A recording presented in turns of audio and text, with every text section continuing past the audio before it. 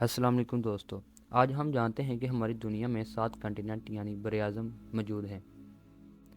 Asia, Africa, north America, south America, Antarctica, Europe और Australia. लेकिन अगर मैं आपको कहूं कि दुनिया में एक 8वां कंटिनेंट भी है जो हम सब से छुपा हुआ है, एक ऐसी जगह जिसको आज तक ना किसी ने देखा और ना ही कोई देख सकता है। इस जगह का नाम ज़ीलैंडिया है। लेकिन ये जगह कहाँ है और हम इसको देख क्यों नहीं सकते? दोस्तों, इसके लिए हमें चलना पड़ेगा न्यूजीलैंड। न्यूजीलैंड एक जजीरा है। इस मुल्क के इर्द गिर्द साउथ पैसिफिक ओशियन है। इसकी आबादी सिर्फ 50 लाख के करीब है। लेकिन न्यूजीलैंड के नीचे एक राज छुपा है।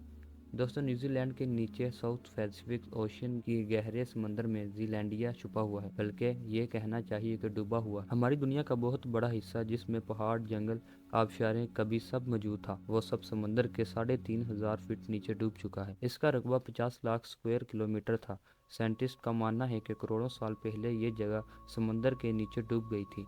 दोस्तों, ये साल था 1642 का, तकरीबन 350 साल पहले, जब एक आदमी एबल टेस्ट में मैन समंदर में जा रहा था। ये एक सेलर था जिसका ज़्यादातर वक्त समंदर में ही गुजरता था। ये आदमी न्यूजीलैंड के करीब था जब इसका सामना वहाँ एक कबीले से हुआ। इन लोगों को माहवारी कहा जाता है।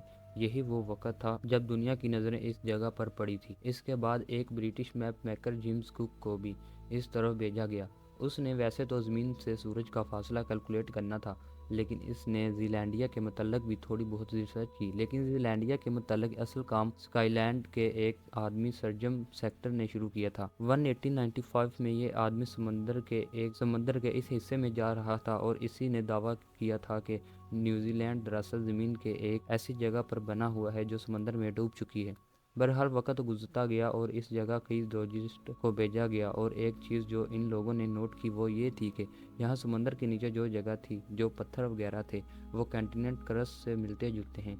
सादा अल्फाज में हमारे समंदर में जो पत्थर होते हैं वो वल्केनिक बसाल्ट रॉक्स होते हैं, और जो पत्थर हमारी ज़मीन पर होते हैं वो ग्रेनाइट रॉक्स होते हैं। और यहाँ समंदर के नीचे ग्रेनाइट रॉक्स मौजूद थे जैसे हमारी ज़मीन पर मौजूद होते हैं। बस दोस्तों, यही एक बहुत बड़ा सबूत था ये साबित करने के लिए कि यही वो जगह है जहाँ करोड़ों साल पहले हमारी ज़मीन का एक बहुत बड़ा हिस्सा समंदर में डूब गया था, यानी ज़ीलैंडिया।